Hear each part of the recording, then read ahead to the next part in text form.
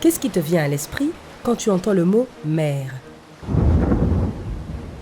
Probablement des plages de sable fin, des cocotiers, les vagues qui éclaboussent le rivage. Aimerais-tu t'embarquer pour un voyage vers une mer invisible et sans rivage ? Alors monte à bord. Ah oui, on a oublié de mentionner que cette mer a la mystérieuse réputation d'avaler les bateaux. Mais ne t'inquiète pas, tout va bien se passer. Destination ? La mer des Sargasses. Mais si cette mer invisible n'a pas de rivage, qu'est-ce qui constitue ses limites ?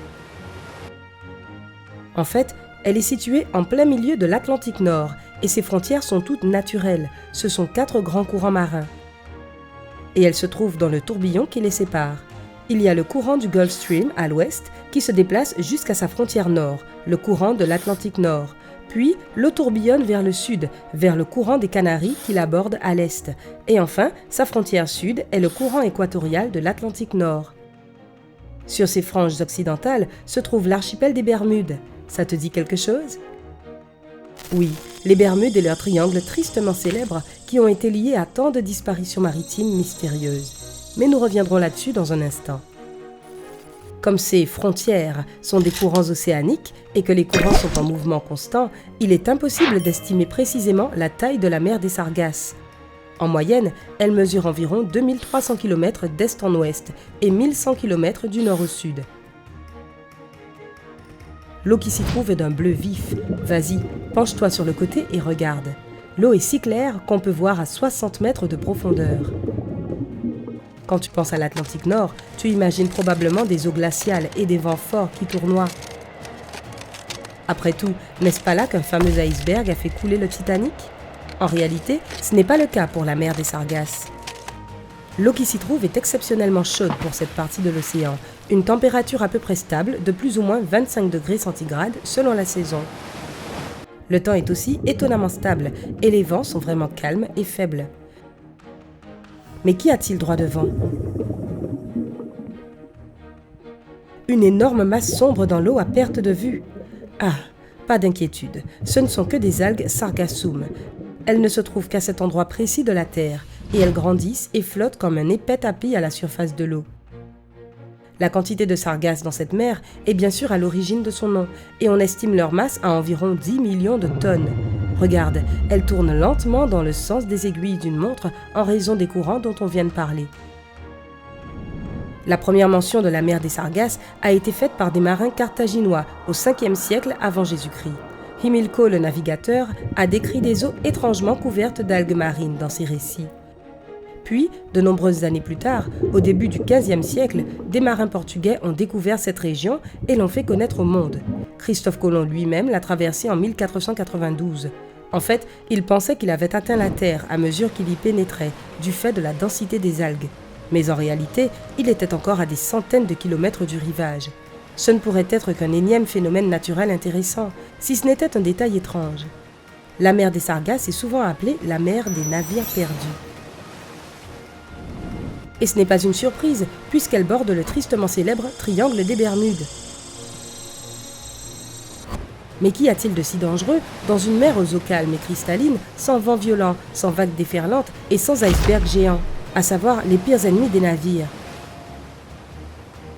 Eh bien, dans le cas de la mer des Sargasses, ce n'est rien de ce qui précède qui a causé la disparition prématurée de tant de navires. C'est justement l'absence de vent qui rend le passage des voiliers difficile. Les grands cargos et les barges peuvent la traverser assez facilement, mais les petits navires moins puissants n'ont pas toujours eu autant de succès. Beaucoup sont restés coincés et se sont perdus. La première mention officielle d'un navire perdu date de 1840, lorsque le London Times a rapporté la disparition du Rosalie. Ce qui est intéressant, c'est qu'il n'a pas simplement disparu ou été avalé au fond de la mer. Non, on l'a finalement retrouvé errant sans but, sans personne à bord. Le journal a basé son article sur une lettre qu'ils avaient reçue de la capitale des Bahamas, Nassau. Elle disait qu'un navire français allant de Hambourg à La Havane avait été découvert complètement abandonné. Le navire n'avait subi aucun dommage, les voiles étaient en place et la cargaison coûteuse de fruits et de soie était également en parfait état. Ça ne pouvait donc pas être une tempête ni des pirates. Les papiers du capitaine étaient en sécurité et au bon endroit. Les cabines des officiers et des passagers étaient également en ordre. On aurait dit que tout le monde avait soit abandonné le navire, soit simplement disparu dans les airs. Mais il serait faux de dire qu'il ne restait plus un être vivant à bord. Il y avait un chat et quelques oiseaux encore sains et saufs. Ça n'a pas été le seul cas de disparition mystérieuse dans la région. En 1881, la goélette américaine Ellen Austin a rencontré un autre navire qui traversait la zone sans passagers. Le capitaine de l'Ellen Austin a décidé que c'était une bonne occasion de capturer le navire et y a envoyé certains de ses hommes. Et tu devines ce qui s'est passé? Le navire a disparu pendant 2 jours et lorsqu'il a finalement été retrouvé, aucun membre de l'équipage du capitaine n'était à bord. En 1955, un yacht appelé Connemara IV a également disparu dans la région et a été retrouvé à 200 km des Bermudes, avec absolument personne à bord. Et entre les années 60 et 80, plusieurs autres bateaux abandonnés ont été repérés dans la région. La liste des disparitions mystérieuses ne s'arrête pas là, mais on ne peut pas les énumérer toutes. Bien sûr, toutes ces histoires ont fait craindre la région. On était convaincu que les algues emprisonnaient les voyageurs pour toujours, les forçant à former de petites communautés isolées de la mer des Sargasses. Cette théorie est devenue très populaire dans la littérature et le cinéma, comme dans le roman de 1933, L'ogre des Sargasses. Ça parle de quoi? De Shrek qui fait du kayak autour des algues? Non, ce livre décrit des générations remontant aux pirates élisabéthains qui vivaient en pleine mer. Pour ceux qui cherchent une explication plus scientifique que des forces obscures ou des navires enchevêtrés dans des algues marines monstrueuses, nous sommes désolés, mais il n'y a pas encore de posture officielle. Certains experts pensent que cela a quelque chose à voir avec les algues marines et l'énorme tourbillon dans lequel elles flottent. Richard Sylvester, de l'Université d'Australie-Occidentale, le compare à une centrifugeuse qui crée des tourbillons plus petits. Ces derniers s'étendent depuis la mer des Sargasses jusqu'au triangle des Bermudes. Les grands tourbillons sont si puissants qu'ils peuvent attraper un navire et le tirer à l'intérieur. Les plus petits voyagent tels des mini-cyclones dans l'air, perturbant l'eau en dessous d'eux. La question de savoir si l'algue Sargassum est la cause de tous les désastres dans la région est toujours à l'ordre du jour. Mais une chose est certaine, c'est un phénomène biologique unique. L'algue n'est pas déversée dans la mer des Sargasses par des courants venus d'ailleurs. Elle est bel et bien originaire de cette mer. Elle naît et croît dans ses eaux et elle abrite des centaines de poissons uniques et quelques espèces rares de tortues marines.